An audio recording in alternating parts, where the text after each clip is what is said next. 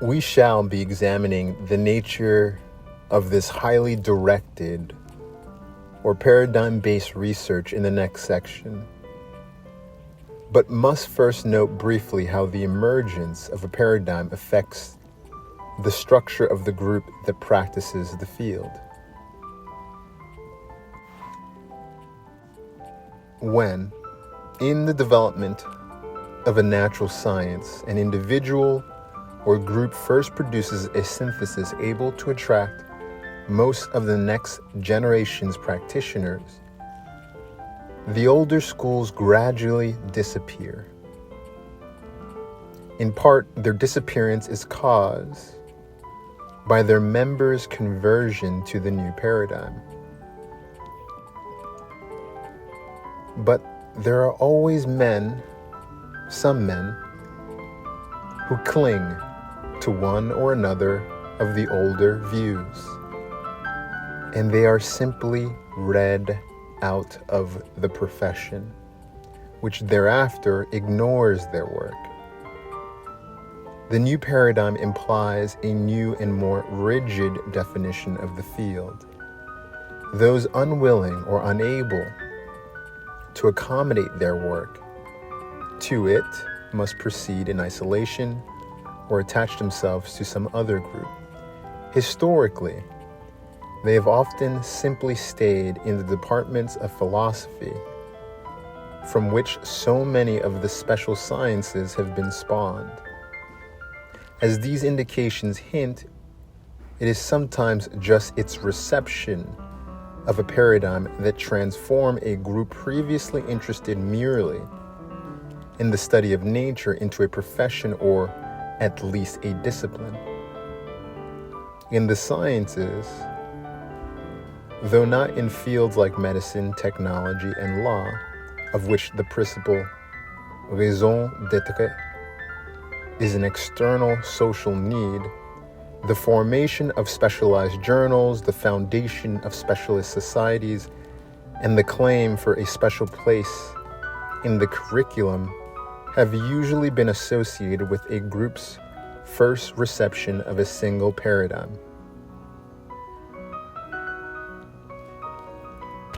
At least this was the case between a century and a half ago, when the institutional pattern of scientific specialization first developed, and the very recent time when the paraphernalia of specialization acquired a prestige of their own. The more rigid definition of the scientific group has other consequences. When the individual scientist can take a paradigm for granted, he need no longer, in his major works, attempt to build his field anew, starting from first principles and justifying the use of each concept introduced. That can be left to the writer of textbooks. Given a textbook, however,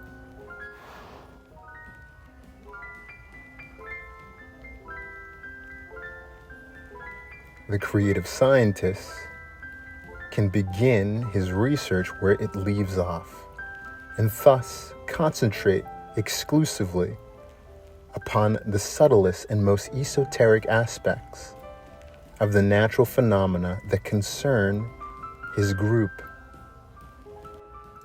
And as he does this, his research communiques will begin to change in ways whose evolution has been too little studied, but whose modern end products are obvious to all and oppressive to many. No longer will his researches usually be embodied in books addressed like Franklin's Experiments on Electricity or Darwin's Origin of Species to anyone who might be interested in the subject matter of the field. Instead, they will usually appear as brief articles addressed only to professional colleagues, the men whose knowledge of a shared paradigm can be assumed, and who prove to be the only ones able to read the papers addressed to them. Today, in the sciences, books are usually either texts or retrospective reflections upon one aspect or another of the scientific life. The scientist who writes one is more likely to find his professional reputation impaired than enhanced. Only in the earlier pre-paradigm stages of the development of various sciences did the book ordinarily possess the same relation to professional achievement that it still retains in other creative fields. And only in those fields that still retain the book with or without the article as a vehicle for research communications are the lines of professionalization still so loosely drawn that the layman may hope to follow progress by reading the practitioner's original reports. Both in mathematics and astronomy, research reports had ceased already in antiquity to be intelligible to a generally educated audience. In dynamics, research became similarly esoteric in the later Middle Ages, and it recaptured general intelligibility only briefly during the 17th century when a new paradigm replaced the one that had guided medieval research. Electrical research began to require translation for the layman before the end of the 18th century, and most other fields of physical science ceased to be generally accessible in the 19th. During the same 2 centuries, similar transitions can be isolated in the various parts of the biological sciences. In parts of the social sciences, they may well be occurring today. Although it has become customary and is surely proper to deplore the widening gulf that separates the professional scientist from his colleagues in other fields, too little attention is paid to the essential relationship between that gulf and the mechanisms intrinsic to scientific advance.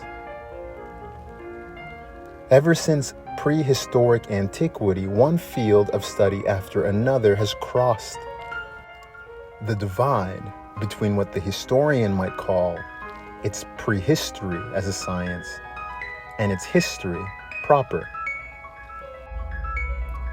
These transitions to maturity have seldom been so sudden or so unequivocal as my necessarily schematic discussion may have implied, but neither have they been historically gradual, coextensive, that is to say, with the entire development of the fields within which they occurred. Writers on electricity during the first 4 decades of the 18th century possessed far more information about electrical phenomena than had their 16th century predecessors. During the half-century after 1740, few new sorts of electrical phenomena were added to their lists. Nevertheless, in important respects, the electrical writings of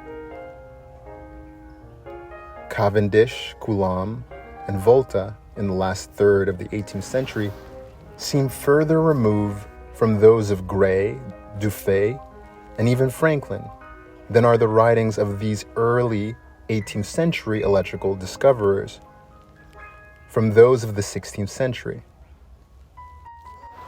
Sometime between 1740 and 1780, electricians were for the first time able to take their field for granted.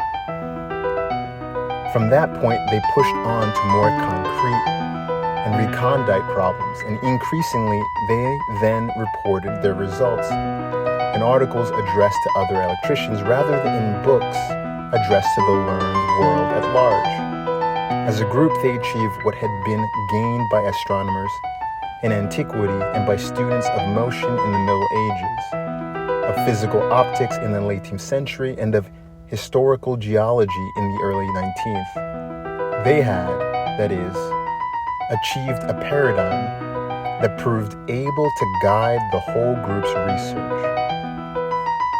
Except with the advantage of hindsight, it is hard to find another criterion that so clearly proclaims a field a science.